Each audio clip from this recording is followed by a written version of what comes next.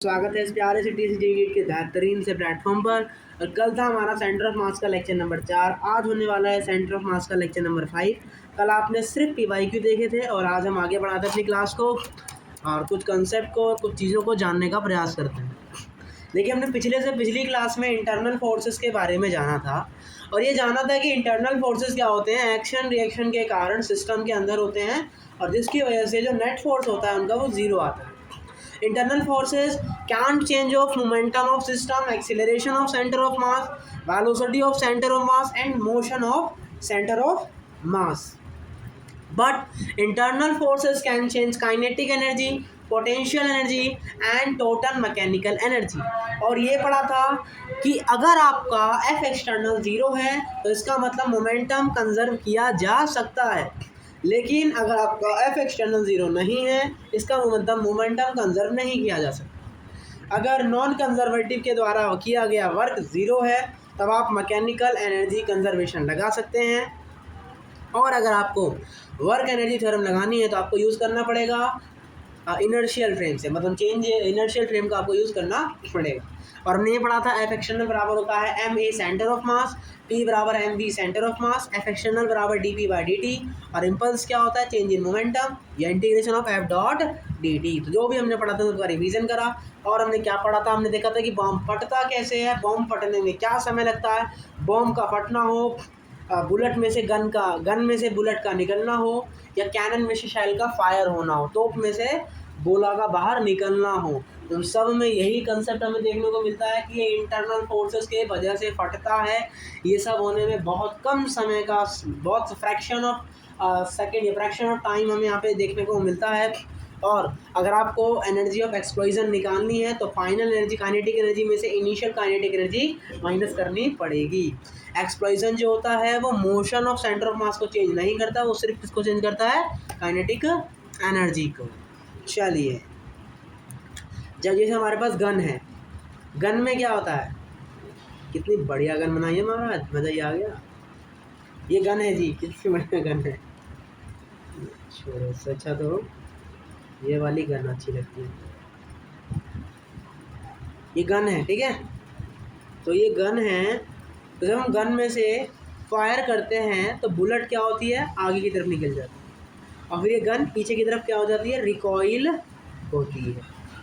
ऐसा हमें किस में देखने को मिलता है, बुलेट में देखने को मिलता है। ऐसे ही कैनन शेल में भी हमें देखने को मिलता है। तो आइए आपको समझ आ गया होगा कि बॉम्ब का फटना, कैनन में से शेल का फायर होना, या फिर बुलेट में से, गन में से बुलेट का निकलना। चलिए, आपको क्या करना है, वेलोसिटी ऑफ सेंटर ऑफ मास निकालना है। इस क्वेश्चन का आपको वेलोसिटी दी गई है 10 मीटर पर सेकेंड और मास है 1 किलो। यहाँ है 15 मीटर पर सेकेंड, मास है 2 kg। आइयो ये यूज़ है जी, जितना ना जी 20 मीटर पर सेकेंड। आइयो इसका एंगल जी 37 डिग्री, मास है 3 kg भैया जी। आइयो हाँ जी, इसका 53 डिग्री है और ये 4 किलो है इसका मास, और 25 मीटर पर सेकंड की स्पीड से ये फायर हो रहा है। तो क्या निकालना है अपने को, निकालना है इसका सेंटर ऑफ मास, वेलोसिटी का सेंटर ऑफ मास। कैसे निकालेंगे, आइए एक बार देखने का प्रयास करते हैं महाराज।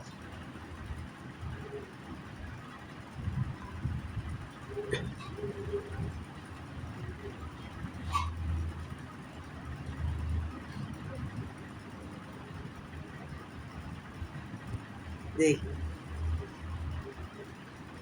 तो वेलोसिटी ऑफ सेंटर ऑफ मास क्या होता है, m1 v1, और इसका m1 कितना ये, और वेलोसिटी कितनी है इसकी 10, डायरेक्शन आई कैप, डायरेक्शन भी देना पड़ेगा इसका ऊपर की तरफ, जे कैप डायरेक्शन 2 × 15 जे कैप। अब ये एंगल पे, तो उसका आपको क्या करना पड़ेगा, कंपोनेंट करना पड़ेगा। तो इस डायरेक्शन में कितनी वेलोसिटी आ जाएगी, 20 cos 37, cos 37 मतलब 4/5, इसका मतलब 16, और यहाँ कितनी आ जाएगी 12 आ जाएगा भैया 12। तो 12 जे कैप और 16 आई कैप, तो यहाँ क्या लिखेंगे 3 मल्टीप्लाई में 16 i cap plus 12 j cap and plus 4 multiply में इसका कंपोनेंट 20 cos 53, 3/5 तो उसका मतलब 12 इधर आ जाएगा और इधर आ जाएगा तुम्हारा 16। इधर कितना आएगा 20 मल्टीप्लाई 4/5, 5 एक 20, 4 चौक 16, 16 ही तुम्हारा है।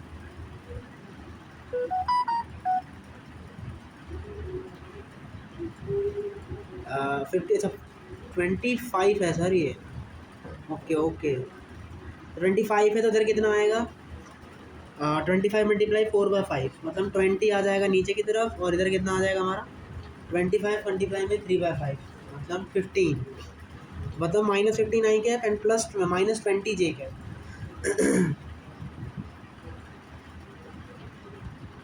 और डिवाइड में टोटल मास, टोटल मास कितना है 1 kilo 2 kilo 3 kilo 3 kilo 3 kilo 6 kilo और 6 किलो और 4 किलो 10 किलो।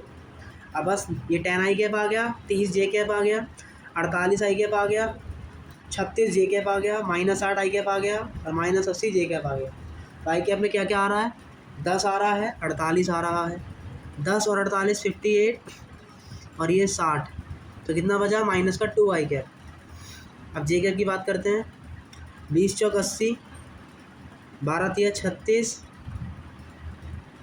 और 15 दूनी 30, तो 66 में से 80 में से 66 गया तो कितना बचा 14। यहाँ कितना आ गया 2 i cap -14 j cap and divide में टोटल मास। तो यहाँ पर क्या आ गया velocity of centre of mass. तो समझ आ गया होगा कि velocity of centre of mass निकालते समय क्या करते हैं कि भैया वेलोसिटी का डायरेक्शन भी लिखते हैं, वरना क्या हो जाएगा पोपार्ट। ठीक है, चलिए क्वेश्चन करते हैं अगला। बढ़िया क्वेश्चन है, ये सारे आपने एनएलएम में किए होंगे, तो वो आप वहाँ से भी कर सकते हो, एनएलएम से भी कर सकते हो, हम यहाँ से करके दिखाते हैं।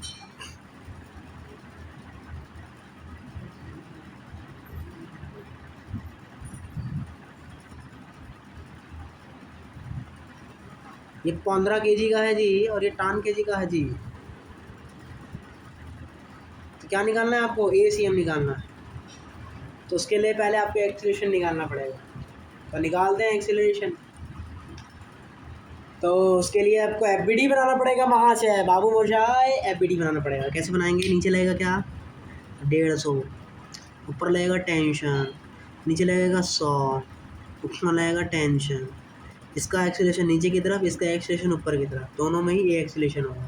तो क्या लिखेंगे हम 30 - 100 बराबर 10 है और 15A बराबर 150 - T, तो कितना बचा हमारा 50 बराबर 25 है।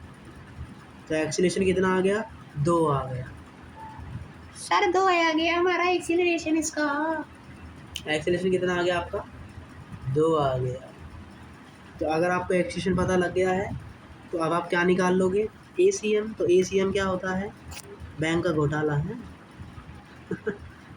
ACM क्या होता है हमारा इसका एक्सीलरेशन ऊपर की तरफ, तो मतलब प्लस का 2 j cap and multiply mass, minus में डायरेक्शन नीचे है ना इसलिए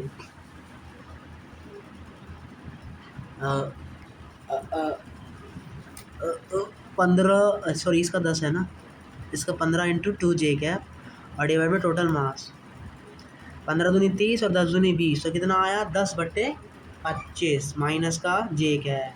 तो पूरे सिस्टम का नेट एक्सेशन किधर आएगा नीचे की तरफ -10/25 जे कैप की आता हुआ नज़र आएगा। क्या सर इसको करने का एक और तरीका है जस्ट, अब क्या करो पूरे को एक सिस्टम मान लो, मान लिया सर जी मान लिया। तो पूरे सिस्टम में टेंशन क्या है इंटरनल है, तो टेंशन इंटरनल है तो ये तो कैंसिल आउट हो जाएगी। टोटल फोर्स क्या लग रहा है, एक तो इस पर 100 लग रहा है, एक ये 150 लग रहा है, तो ये जो फोर्स होगा वो क्या होगा हमारा F एक्सटर्नल होगा, जो कि किसके बराबर आएगा MA सेंटर ऑफ मास के बराबर आएगा।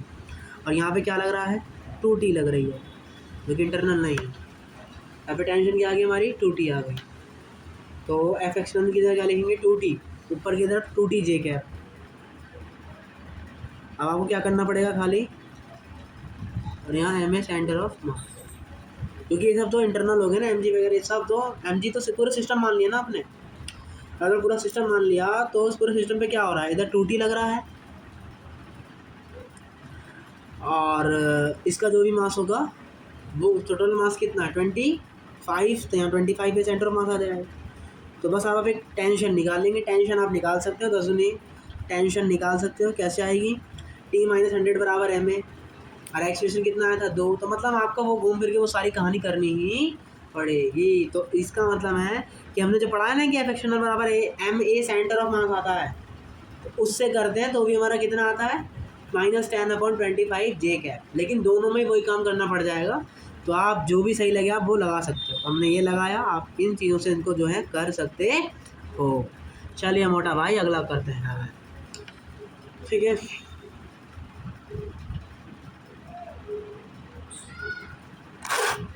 देखिए एक और क्वेश्चन है। एक बॉडी जिसका मास 4 किलो है, जो कि +x डायरेक्शन में 20 मीटर पर सेकंड की स्पीड से मूव कर रही है। Find the speed with which 10 kg mass should move along a +y direction such that their center of mass travel along line x is equals to y. Assume both particles start at the same time from origin. देखिए 4 kilo का particle इधर जा रहा है 4 metre पर second से,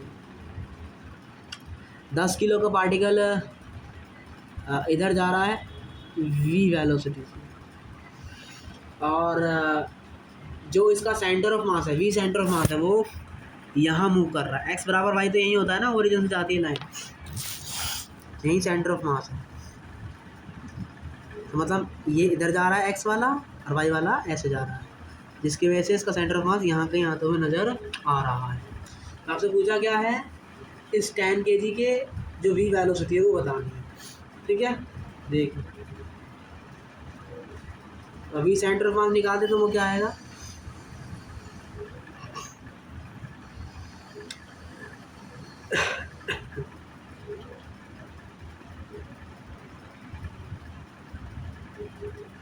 और एक और चीज़ देखिए, y बराबर क्या है x है, मतलब ये दोनों एक दूसरे के बराबर है। तो ये एंगल कितना हो गया 45 डिग्री हो गया ना। तो ये वाला एंगल भी कितना हो जाएगा 45 डिग्री। तो इसका मतलब क्या कह सकते हैं, tan 45 बराबर लंब बटे आधार। तो इसका मतलब एक सेकंड छोड़ो से, हाँ मतलब ये कहानी समझ आइए। वी सेंटर मास बराबर क्या होता है, वी सेंटर मास के लगाना है हमें, है ना। तो वी सेंटर मास क्या होगा हमारा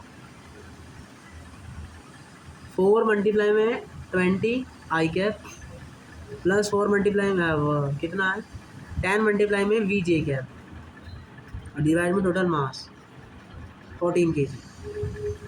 तो वी सेंटर ऑफ मास हमारा ये आ गया 18 i cap plus 10 y j cap 10 v j cap upon 14 kg आ गई। तो इसका मतलब सेंटर ऑफ मास की जो वाई डायरेक्शन में जो वेलोसिटी है वो कितनी आ जाएगी। अगर इसको ऐसे लिख सकते हैं ना,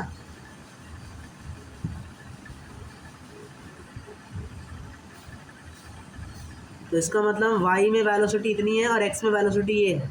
तो सेंटर ऑफ मास हमारा ये है और ये एंगल अगर 45 है तो vx और vy का जो रेशो होगा वो किसके बराबर आएगा 1, क्योंकि tan 45 बराबर क्या होता है 1। तो वेलोसिटी इन वाई डायरेक्शन कितना आ गया हमारा tan v और x में कितना आ गया हमारा 18। तो यहाँ से वेलोसिटी कितनी आ गई हमारी 8 मीटर पर सेकंड। तो इसका मतलब वो 1 किलो वाला बॉक्स वाई डायरेक्शन में कितना मूव करेगा 8 मीटर पर सेकंड की स्पीड से मूव करता हुआ आपको नज़र आएगा। चलिए 2019 का एक क्वेश्चन करते हैं। एक आदमी है जिसका मास है 50 किलो और उसका एक बेटा है, उसका मास है 20 किलो। दोनों स्टैंडिंग है frictionless surface. The man push the son, man क्या करता है अपने बच्चे को पुश करता है। तो जो उसका बच्चा है वो 0.70 मीटर पर सेकेंड आदमी के रिस्पेक्ट में क्या करता है मूव कर जाता है। तो आपसे पूछा है the speed of the man with respect to the surface. आदमी की वेलोसिटी बतानी है सरफेस के रिस्पेक्ट, तो बेसिकली ग्राउंड के रिस्पेक्ट में ही वो आदमी की क्या पूछ रहा है वेलोसिटी पूछ रहा है। तो समझिए उसका छोटा सा बच्चा नानू, इसका वेट 50 किलो है, इसका वेट 20 kg है जी, चटका नहीं है, बहुत मटका वाला है। ठीक है, और क्या है इसमें, आज बच्चे हैं इसने अपने देखिए तो इस आदमी ने इसको पुश करा अपने बालक को, तो इसके बाद भी वेलोसिटी आई होगी। तो ये बालक आगे जाएगा और ये पीछे जाएगा, झटका पीछे लगता है, माना ये v2 वेलोसिटी से पीछे चला गया और ये v1 वेलोसिटी से आगे चला गया।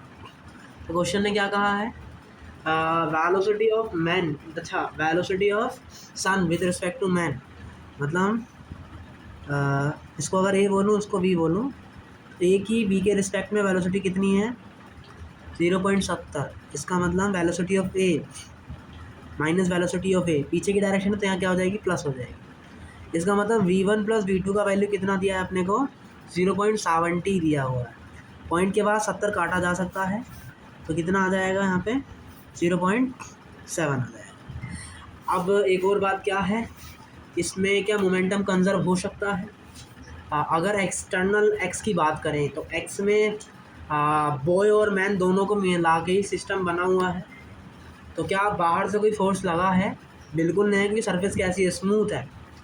ये झटका क्या है उसकी मशल एनर्जी के थ्रू आया है, बाहर से कोई फोर्स नहीं लगाया, तो इसका मतलब ये एक्सटर्नल फोर्स नहीं है। तो यहाँ पे सिस्टम कैन बी कंजर्व, हम क्या लिखेंगे फाइनल मोमेंटम बराबर इनिशियल मोमेंटम। तो इनिशियल तो 0 थे, फाइनल क्या बन गए, इसका मास कितना है जी 50 v2 और इसका मास कितना है 20 v1, लेकिन ये पीछे की डायरेक्शन में तो नेगेटिव, अभी इधर आ जाएगा तो क्या बन जाएगा पॉजिटिव। इसका मतलब 5v2 बराबर क्या आ गया 2v1, यह आ गया। तो हमसे v2 का वेलोसिटी पूछा है, तो v1 की जगह हम क्या लिख सकते हैं 5v2/2 plus v2 is equal to 0.7, LCM लेंगे तो ये क्या बन जाएगा 7v2/2, इससे ये घटा तो यहाँ कितना आ गया v2 का वेलोसिटी 0.2 आ गया, तो इसलिए इसका आंसर क्या हो जाएगा 0.20 मीटर पर सेकंड। आई होप यहाँ पे समझ आ गया।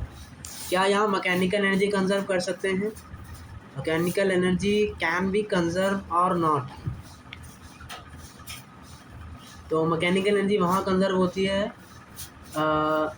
जहाँ work done non conservative is 0। Yes, देखिए तो थोड़ा सा अपना कंसेप्ट आगे बढ़ाते हैं। तो एक क्वेश्चन है, देखिए हम क्वेश्चन हमसे कह रहे थे क्या इसमें मैकेनिकल एनर्जी कंजर्व होगा या फिर नहीं, सोच के बताइए।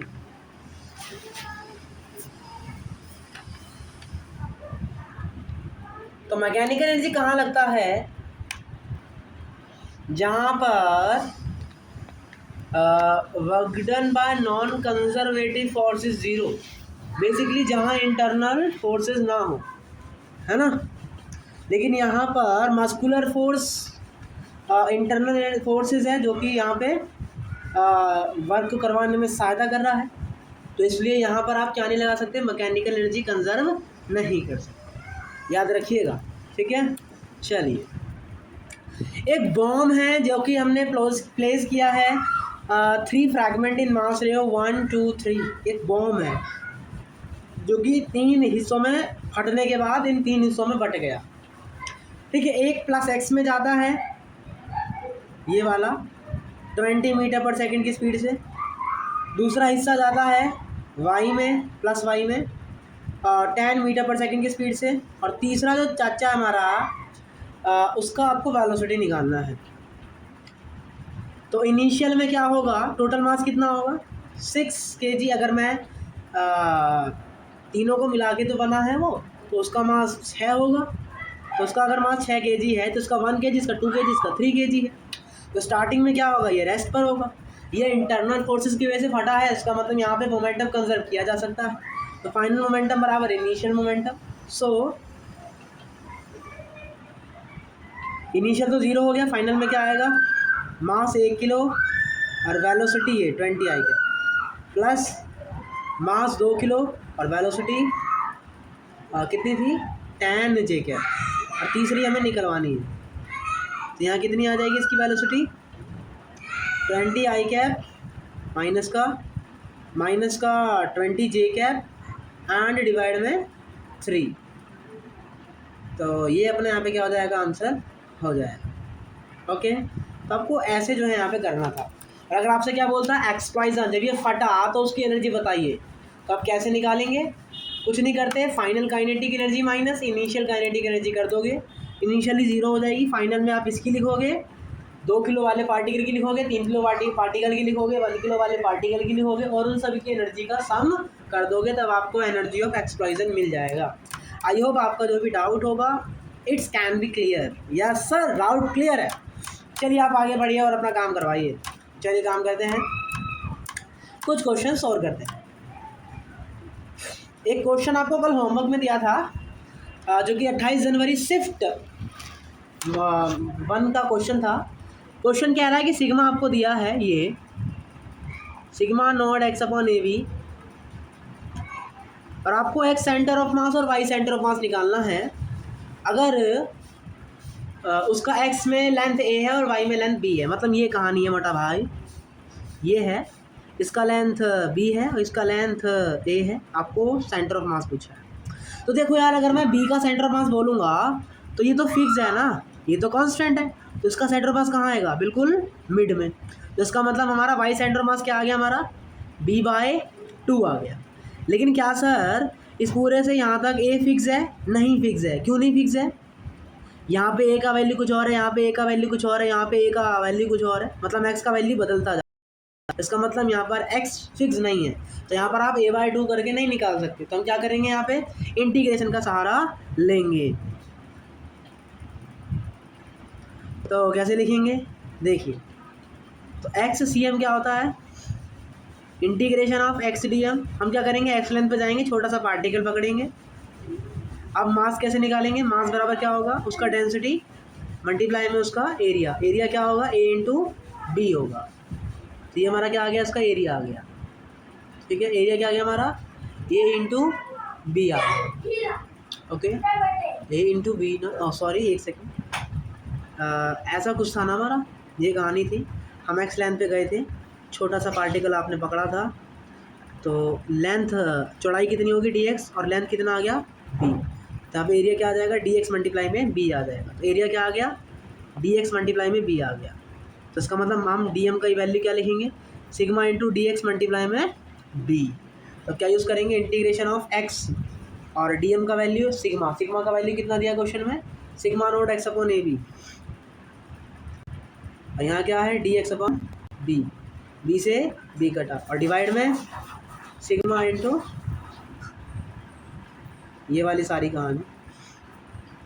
ठीक है, तो अब क्या होगा? b से b कटा, सिग्मा नोट a से a कटा, क्योंकि सब कांस्टेंट है। तो यहाँ क्या बना? एक्स स्क्वायर बना। लिमिट कहाँ से कहाँ तक चढ़ेगी? 0 से a तक। तो यहाँ एक्स स्क्वायर आया, एक्स स्क्वायर का इंटीग्रेशन x³/3, मतलब क्या बन जाएगा? a³/3, और इसका इंटीग्रेशन x², मतलब x²/2। लिमिट डालेंगे तो a²/2। तो यहाँ से अपना आंसर क्या आ गया? 2a/3। तो इसका मतलब इसका आंसर क्या आ जाएगा? इसका x सेंटर ऑफ मास है 2a/3 और इसका y सेंटर ऑफ मास है क्या? b/2। तो आई होप आपको ये क्वेश्चन काफ़ी सुंदर तरीके से यहाँ पे समझ में आया होगा। चलिए हमारा आज आगे बढ़ते हैं और अपना अगला क्वेश्चन करते हैं। सर ये रहा क्वेश्चन आपकी स्क्रीन पर। देखिए, सारे क्वेश्चन घर पे जाने हैं, नोट्स करने हैं, नोट्स खोलना है और ये सारे क्वेश्चन रिपीट करने हैं। जब तक आप करेंगे नहीं तब तक आप सीखेंगे नहीं। मेरा तो फंडा यही है। चलिए, आपके पास ये एक ब्लॉक है और इस ब्लॉक पे ये मास रखा हुआ है 10 kg का। चाहे नीट हो चाहे जेई हो, आपको इतना लेवल तो पढ़ना ही पड़ेगा और बहुत ईजी है। हम बहुत जल्दी सिलेबस निपटा लेंगे और रिवीजन सीरीज आज से चालू हो जाएगी और आज से शायद 6 या 7 बजे के बाद हमारा पहला लेक्चर भी लॉन्च हो जाएगा रिवीजन सीरीज़ का। 15-20 मिनट का ही होगा, इसमें हम रिवीजन करेंगे क्वेश्चन या कोई कंसेप्ट वगैरह वगैरह। बाकी हम क्वेश्चन वगैरह जल्दी करेंगे क्योंकि वो लॉन्ग लेक्चर तो नहीं है। ठीक है, चलिए, इसका मास 5 kg है। ठीक है, क्वेश्चन में क्या बोला? एक्सेलरेशन ऑफ सेंटर ऑफ मास निकालिए। तो ये नीचे ए से जा रहा है, तो ये इधर ए से जा रहा होगा। अब रस्सी है तो यहाँ टेंशन होगी। ठीक है, तो आप क्या निकाल सकते हैं यहाँ पे? पहले तो आप एक्सेलरेशन निकालिए। तो क्या लिखेंगे? टैन, यहाँ पीछे तो कोई फोर्स नहीं लग रहा, इसका मतलब टेंशन बराबर क्या हो जाएगा? m इंटू ए, मतलब टैन है। और यहाँ क्या आ जाएगा? नीचे की तरफ mg। टेंशन बराबर टेंशन माइनस 5g बराबर क्या आ गया? ma। 5a अब टेंशन का वैल्यू 10 आया तो यहाँ क्या लिख सकते हैं, 10 ही लिख सकते हैं। इसको उधर भेजा, इसको उधर भेजा, तो 5 के बराबर क्या आ गया हमारा 50। तो एक्सीलरेशन कितना आ गया हमारा 10 मीटर पर सेकेंड स्क्वायर। हमारा ये एक्सीलरेशन आ गया।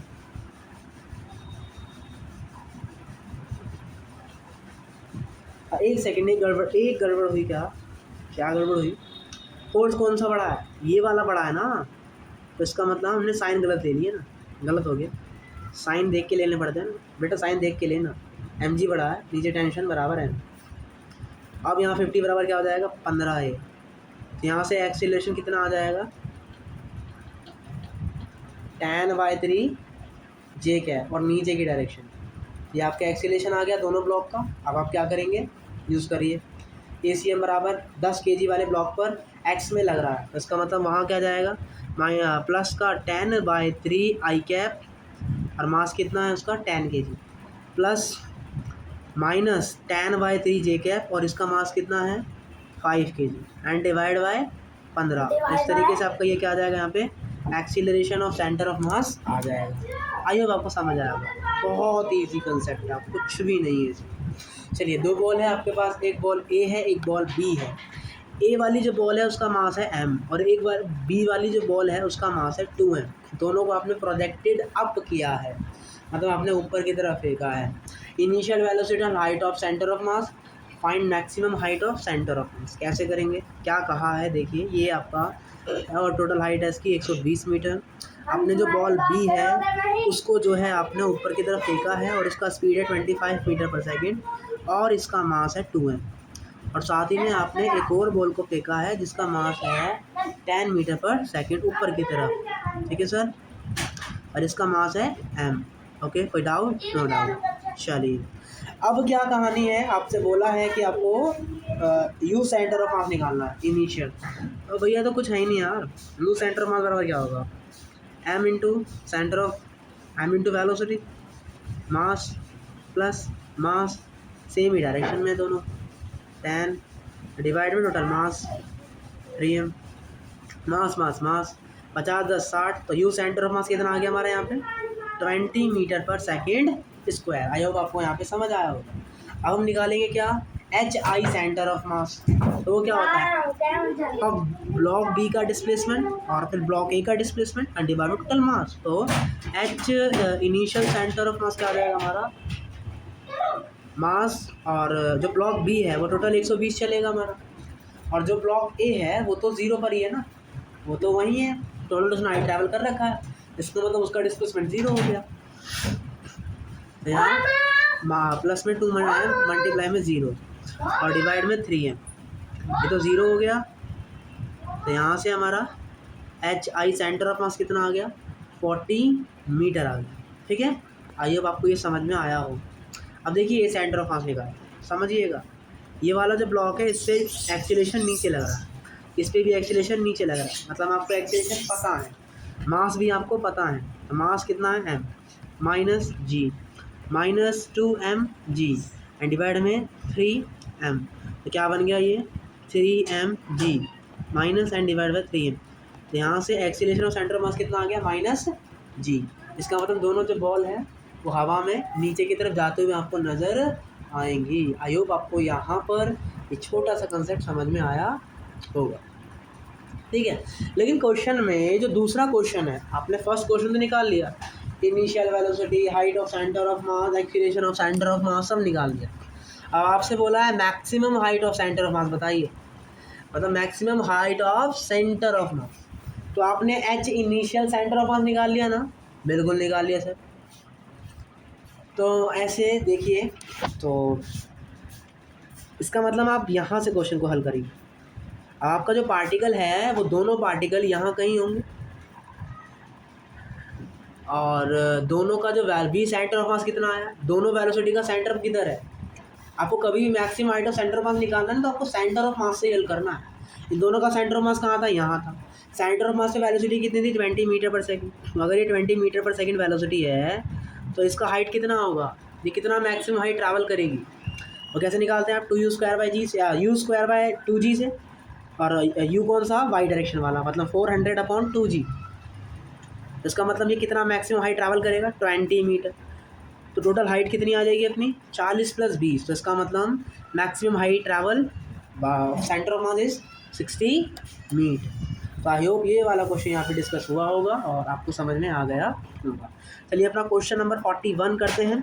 अभी तक हम 40 के समथिंग क्वेश्चन कर चुके हैं और ये अपना 41 क्वेश्चन है chapter centre of mass. 3 interacting particles हैं जिनका मास 1 kg है, 2 kg है, 3 kg है। सबके mass velocity 20 metre per second है। Magnitude along the positive direction of X axis, Y axis and Z axis respectively due to forces of interaction होने की वजह से ये सब आपस में इंटरेक्ट होते हैं, तो उनकी वजह से जो थर्ड पार्टिकल है वो मूव करना रोक देता है। The velocity of the second particle is 20 I cap, 5 J cap, minus 10 K cap. What is the velocity of the particle? आइए समझिए मोटा भाई क्या कह रहा है। आपके पास 1 किलो का पार्टिकल है, आपके पास 2 किलो का पार्टिकल है और ये आपके पास 3 किलो का पार्टिकल है। ठीक है, ये समझ में आया होगा। सबका वेलोसिटी 20 मीटर पर सेकेंड है, लेकिन ये वाला जो पार्टिकल है ये एक्स में चल रहा है 20, दो वाला वाई में चल रहा है 20 प्लस वाई होगा,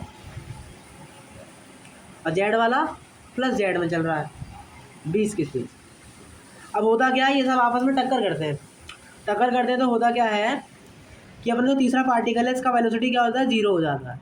दूसरे पार्टिकल की वेलोसिटी मैंने v मान ली, तो जो फर्स्ट पार्टिकल है उसकी वेलोसिटी हमें क्वेश्चन में कितनी दी है 20 I cap plus 5 J cap minus 10 K का। तो आपको क्या निकालना है, दूसरे वाले पार्टिकल की वेलोसिटी निकालनी है। अब आप दिमाग में सोचिए अब यहाँ पे क्या क्या लगा सकते हैं, सोचिए।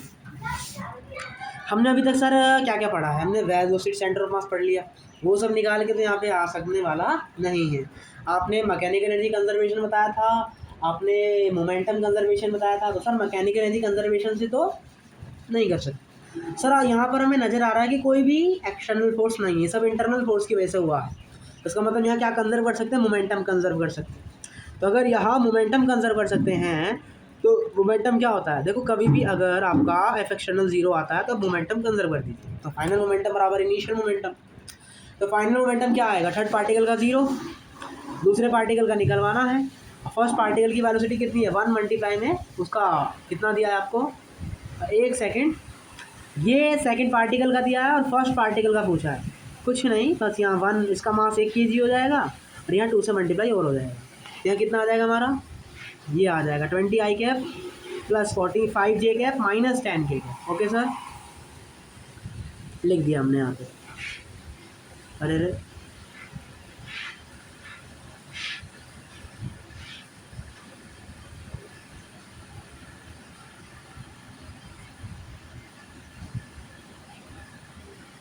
ठीक है, और मल्टीप्लाई में 2 which is equal to initial momentum 1 kg multiply 20 I cap, 2 kg multiply 20 J cap and 3 kg multiply 20 K cap। चलिए ये तो 0 हो गया, ये अब इसको 20 I cap 40 J cap 60 K cap, अब ये सब मल्टीप्लाई होके यहाँ आके माइनस हो जाएगा 40 I cap 10 J cap और 20 K cap। अब जो I cap वाला I cap से माइनस कर दीजिए, यहाँ कितना बचेगा -20 I cap, यहाँ कितना बचेगा +30 J cap और यहाँ कितना बचेगा हमारा +14 K cap। तो ये हमारी क्या आ जाएगी, वेलोसिटी आ जाएगी फॉर द फर्स्ट पार्टिकल। तो इतना चुल्लू सा क्वेश्चन था जो कि हमने यहाँ पे इजीली कर लिया। तो समझने वाली बात क्या है, आई होप आपको समझ में आया होगा। चलिए आगे बढ़ते हैं और चीज़ों को समझने का ट्राई करते हैं मोटा भाई। अब आपको हम एक चीज़ बताना चाहते हैं, होता क्या है जब एक्सप्लोजन होता है, बॉम्ब जब फटता है तो वो हवा में जाता है तो उसके ऊपर mg भी लगता है। तो सर mg तो एक्सटर्नल फोर्स है, तो आपने तो बोला था अगर बॉम्ब फटता है तो वहाँ पे मोमेंटम कंजर्व कर सकते हैं, लेकिन वहाँ तो mg लग रहा है तो इसका मतलब वहाँ मोमेंटम कंजर्व नहीं होना चाहिए। तो आप मोमेंटम कैसे कंजर्व करते हैं, आपको समझ आप कैसे कर सकते हैं। आप इन्हें बताया कि एफ एक्सटर्नल बराबर अगर 0 है तभी आप मोमेंटम कंजर्व कर सकते हो, लेकिन अगर बम फटेगा तो ऊपर की तरफ जाएगा और नीचे क्या लगेगा उस पर mg लगेगा। mg क्या है, एक्सटर्नल फोर्स। अगर एम जी एक्सटर्नल फोर्स है तो इसका मतलब momentum can not be conserve. समझिए बात क्या है। इम्पल्स बराबर क्या होता है, p final minus p initial, मतलब integration of F d t. F क्या लग रहा है, एम जी लग रहा है, तो इसका मतलब इम्पल्स क्या आ जाएगा, एम जी टी हो जाएगा। टी क्या है, बॉम्ब जब फटता है तो क्या बहुत ज़्यादा समय लेता है, फ्रैक्शन ऑफ टाइम लेता है, बहुत कम समय लेता है। इसका मतलब इसका इम्पल्स भी बहुत कम आएगा। अगर इम्पल्स कम आ रहा है तो इसका मतलब एम जी का इफेक्ट भी कम लगेगा। तो इसीलिए हम क्या करते हैं, बॉम्ब फटता है, गन में से बंदूक निकलती है, कैनन में से शेल का फायर होता है, तो वहाँ पर हम क्या करते हैं, इन सभी केसेस में बॉम्ब फटने वाले केस, ज़्यादातर एक्सप्लोजन वाले केसेस में, बॉम्ब फटने वाले केसेस में हम क्या करते हैं, इस टाइम की वजह से एमजी को इग्नोर कर लेते हैं। याद करेंगे, कभी भी एक्सप्लोजन होगा बम फटने वाले केस में समझिएगा, और किसी केस में नहीं। अगर बम फट रहा है तो उसके केस में हम mg की वैल्यू को नेगलेक्ट कर लेते हैं, जिसकी वजह से यहाँ पर हम क्या लगा सकते हैं, यहाँ पर हम लगा पाते हैं क्या, मोमेंटम कंजर्वेशन। तो याद रखिएगा, मोमेंटम कंजर्वेशन क्यों लगा रहे हैं, क्यों लगा रहे हैं, और भैया जी किस लिए लगा रहे हैं। चलिए एक क्वेश्चन और करते हैं। क्वेश्चन क्या कह रहा है समझने का ट्राई करिए।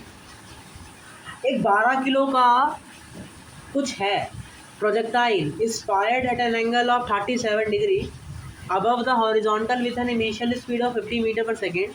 At the highest point in its trajectory, the projectile exploded. The bomb है वो, explode into two fragments of 8 kg and 4 kg mass. The first of which falls vertically with zero initial speed. How far from the point of firing does the second fragment strike the ground? And second is how much energy was release during the explosion. देखिए question बहुत easy है, ज़्यादा कुछ बकवास नहीं कर रहा है। Question is just saying you कि आपके पास एक 12 किलो का बम है जी, 12 किलो का बम है, और 12 किलो का बम प्रोजेक्टाइल मोशन कर रहा है, और एंगल 37 डिग्री है, और उसका इनिशियल स्पीड है 5 metre per second, 50 metre per second, और इसका मास है 12 kg। आपने इस बम को फेंका है, बम क्या कर रहा है, प्रोजेक्टाइल मोशन कर रहा है, ऐसे ही जा रहा है जी। क्या कर रहा है, बम प्रोजेक्टाइल मोशन करता हुआ नजर आ रहा है। होता क्या है, कुछ समय के बाद ये बम जब मैक्सिमम हाइट पे पहुंचता है, ये जो बम है मैक्सिमम हाइट पे पहुंचता है, तो मैक्सिमम हाइट पे पहुंचने के बाद इस बम के 2 टुकड़े हो जाते हैं। क्या टुकड़े हो जाते हैं इसके, 2 टुकड़े। मतलब ये पहले का केस है, जस्ट बिफोर, बम फटने से पहले। हमेशा क्या करेंगे इन क्वेश्चन में, हमेशा एक तो बम फटने के पहले वाला केस बनाएंगे, और एक बम फटने के बाद वाला केस बनाएंगे, just before and just after. अब क्या होगा, अब ये वाले जो बम है, ये जो है, ये 2 पार्ट में टूट जाएगा, एक का 8 किलो और एक का 4 किलो। क्वेश्चन वाले ने बोला है कि जो 4 किलो है उसका वेलोसिटी v है, और इसका वेलोसिटी क्या हो गया है, 0 हो गया है, तो ये नीचे गिर गया है। ठीक है, तो क्वेश्चन ने क्या बोला है, क्वेश्चन ने बोला है कि ये जो दूसरा वाला पार्टिकल है, ये ग्राउंड पर कितना दूर जाएगा और कितनी एनर्जी यहाँ पे रिलीज होगी, ये क्वेश्चन में आपसे पूछा गया है। सबसे पहले हम क्या करते हैं, ये वाली वेलोसिटी निकालते हैं, तभी तो काम कर पाएंगे। तो देखिए, ये बॉम्ब फटने में मोमेंटम कंजर्व कर सकते हैं, आपको मैंने पढ़ाया है, सर पढ़ाया है, कर सकते हैं। तो इसका मतलब क्या होगा, इनिशियली कितना था, 12 इंटू 20। अब 20 क्यों कह रहे हैं, अब कौन सी डायरेक्शन में कंजर्व कर रहे हैं, एक्स में कर रहे हैं कि वाई में कर रहे हैं, आपको ये भी तो पता होना चाहिए। सर ये बॉम्ब जो फटा है वो वाई में फटा है, इसका मतलब मैं वाई में ही कंजर्व करूँगा, इस पर कंजर्व करूँगा वाई में। इसका मतलब मुझे इसका कौन सा वो लेना पड़ेगा, वाई कोऑर्डिनेट। तो 50 × 37, मतलब साइन 37 का वैल्यू कितना होता है, 4/5 होता है। इसका मतलब ये कितना आ जाएगा, 40 आ जाएगा। एक सेकेंड, हाँ 40 आ जाएगा, और ये कितना आ जाएगा, 30 आ जाएगा। लेकिन हमें कौन सा चाहिए, वाई वाला चाहिए। अलॉन्ग वाई में हम क्या कर रहे हैं, वाई में ही कंजर्व होगा, क्योंकि वाई में ही सारी घटना घट रही है। इसका मतलब 12 × 14 JI कैप। एक सेकंड समझिए, मोमेंटम कौन सी डायरेक्शन में कंजर्व करेंगे बताओ। वाई में तो mg लग रहा है, और mg को हम इग्नोर मारते हैं, इसका मतलब कौन सी डायरेक्शन में कंजर्व करेंगे, एक्स डायरेक्शन। तो हम कौन सी डायरेक्शन में कंजर्व करेंगे, एक्स डायरेक्शन, मस्ट नो। तो एक्स में कंजर्व करते हैं, क्यों, क्योंकि वाई में एम जी लग रहा है, एम जी को नेगलेक्ट करना है। इसका मतलब बॉम्ब फटने वाले केस में वाई में तो हम मोमेंटम कंजर्व कर ही नहीं सकते, कहाँ कंजर्व करेंगे, एक्स डायरेक्शन में। तो एक्स में इधर वेलोसिटी क्या आएगी हमारी, 40 आएगी, और इधर कितनी आएगी, 30 आएगी। कॉस 37 कितना होता है, 4/5 होता है ना, इसलिए 40। साइन 37 तो 3/5 होता है, ठीक है। कभी भी डाउट है तो वो ट्राइंगल बना के देख ली करिए। बराबर इसका वेलोसिटी तो 0 हो गया, और इसका वेलोसिटी इधर जा रहा है, मैंने इसको v बोल दिया, और दोनों का डायरेक्शन v की आई क्या है, 0, 4 से काटा। तो इस तरीके से वेलोसिटी कितनी आ गई हमारी, 120 आई क्या,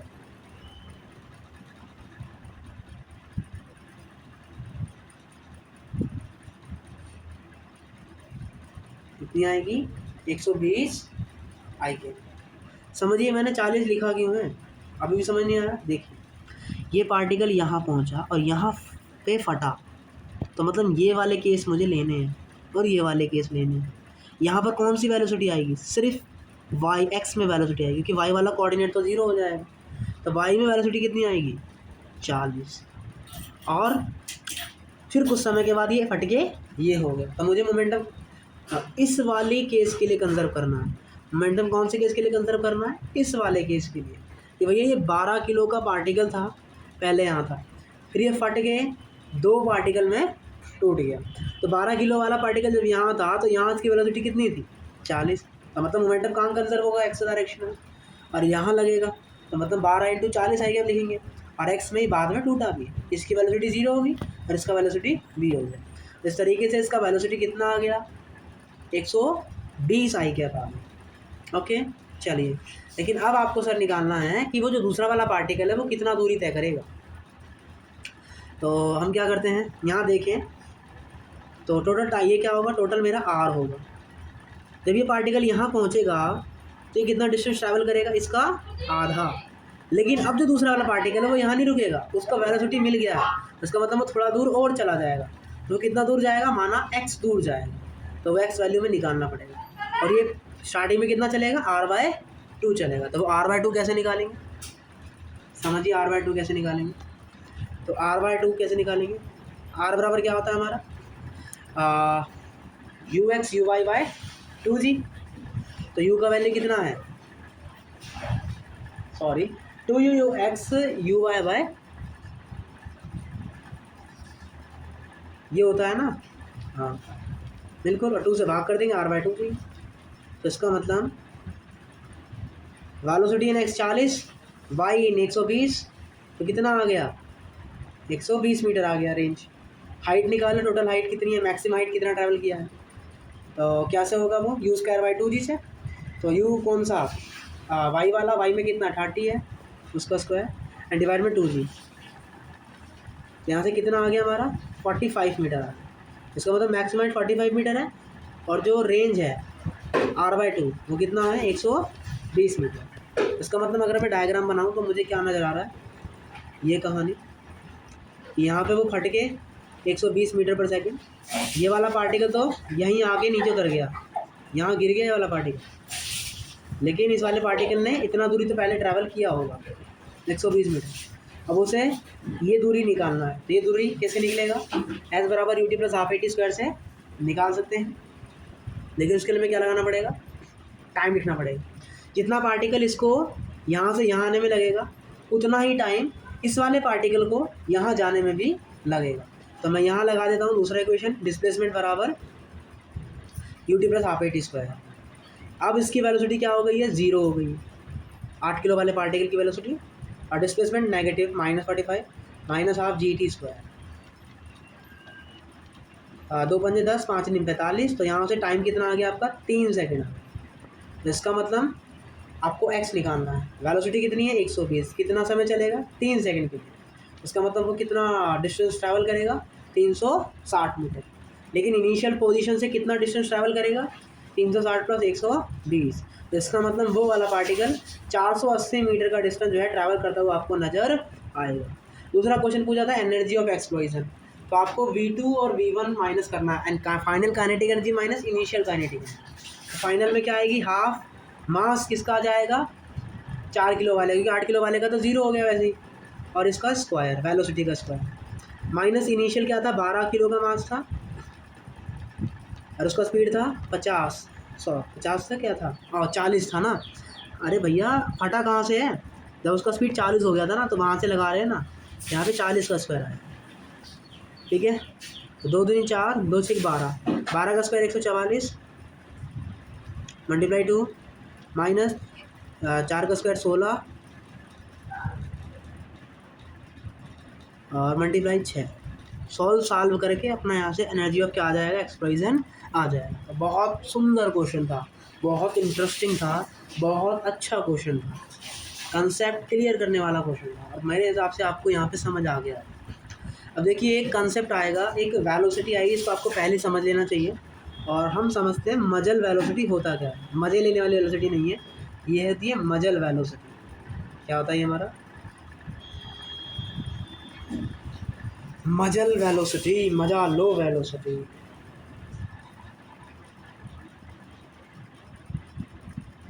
तो आई क्या प्लस वाई क्या बना देता है मजल वेलोसिटी है ना, मजल वेलोसिटी क्या होती है बेटा, मजल वेलोसिटी क्या होती है,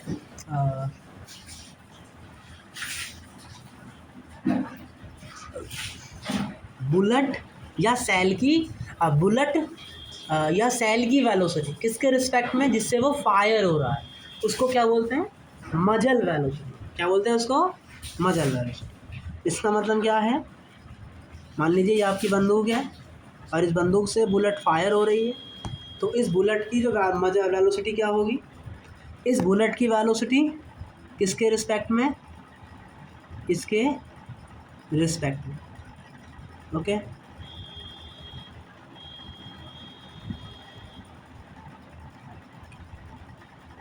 तो मजल वेलोसिटी क्या होती है, वेलोसिटी ऑफ बुलेट या shell with respect to cannon, जिससे वो तोप, या फिर velocity of bullet with respect to gun. तो याद रखिएगा मजल वेलोसिटी क्या होती है। ओके, और मान लिया आपको क्या निकालना है, वेलोसिटी ऑफ सेल निकालना है, तो क्या करोगे, वेलोसिटी ऑफ मजल में क्या प्लस कर दोगे, वेलोसिटी ऑफ कैनन, या बुलेट की वेलोसिटी निकालनी है तो क्या करेंगे, वेलोसिटी ऑफ मजल में क्या प्लस कर देंगे, वेलोसिटी ऑफ क्या है ये गन। ठीक है, तो ऐसे काम करना है। अभी रिलेटिव मोशन तो पढ़ के आ रहे हैं ना काइनेमेटिक्स में, दिक्कत तो नहीं होना चाहिए मोटा भाई। चलिए क्वेश्चन करते हैं और इन कंसेप्ट को थोड़ा सा और मजबूत कर लेते हैं लल्लू सवाल से। एकदम छोटे छोटे क्वेश्चन हैं जिसको आप करेंगे तो दिमाग और बढ़ेगा और भी समझ में ज़्यादा आएगा, नॉलेज और बढ़ जाएगी। चलिए आगे बढ़ते हैं, उसको करने का एक बार ट्राई करें।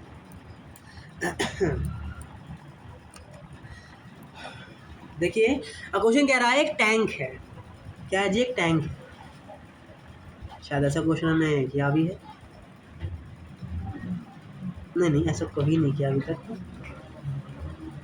वो डायग्राम से कुछ याद आया जैसे ऐसा कुछ बनाया है हमने कभी।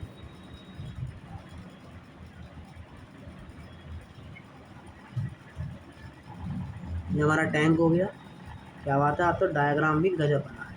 ठीक है, और इसमें से हम क्या फायर कर रहे हैं, फायर बम है जी। और टैंक का टोटल मास 500 kg है।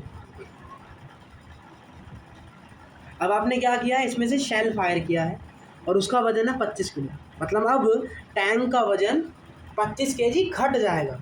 और हमें क्या दिया है, मजल वेलोसिटी दी है 100 मीटर पर सेकेंड, और टैंक इनिशियल एट रेस्ट है, मतलब टैंक की वेलोसिटी क्या है, स्टार्टिंग में 0।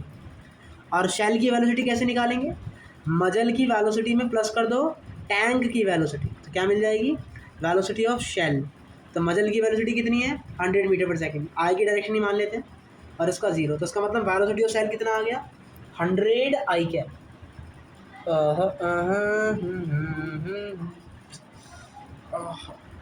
समझिए, अभी समझते, चलिए एक सेकेंड, अभी छोड़िए, ये कहानी थी।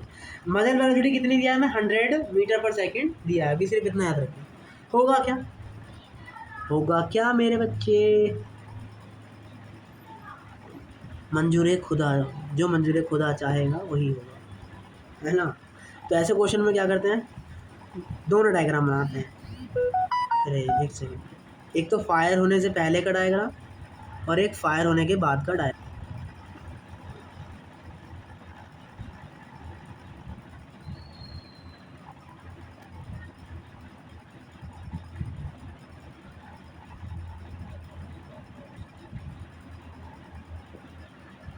ये कहानी है, ठीक है, ओके। तो इनिशियल तो ये रेस्ट पर है, तो इनिशियली रेस्ट पर है, मतलब इसका वेलोसिटी अभी तो 0 है ना। लेकिन जब आप फायर करते हो, फायर करने के वक्त ही तो मजल वेलोसिटी आएगी, हाँ या ना? बिल्कुल हाँ।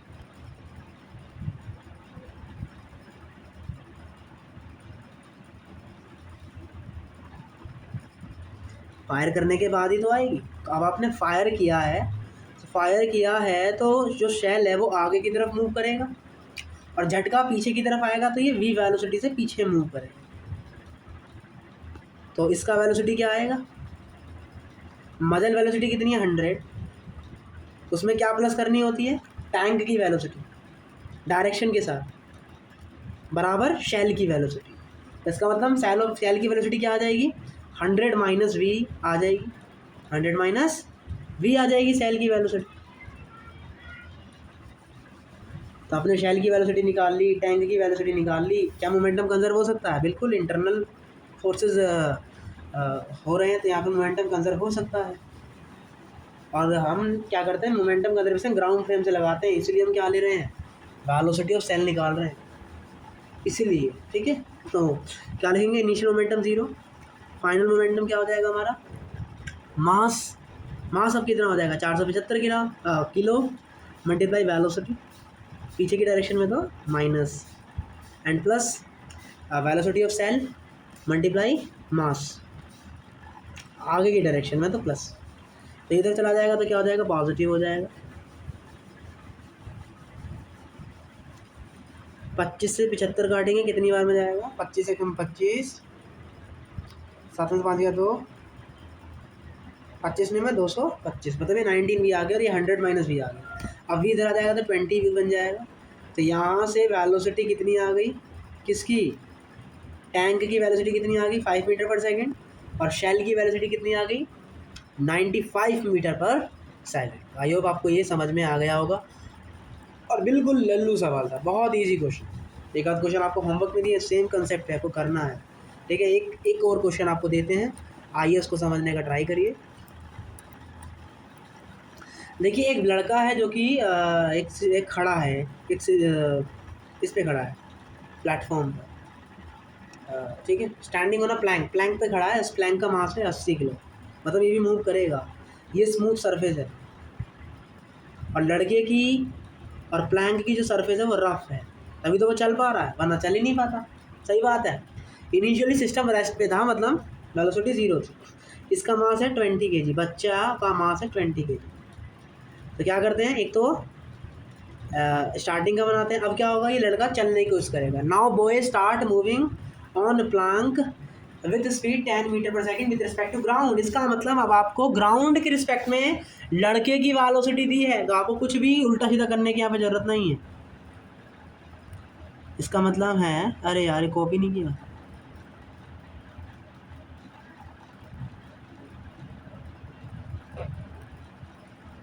फिर पेस्ट हो गया।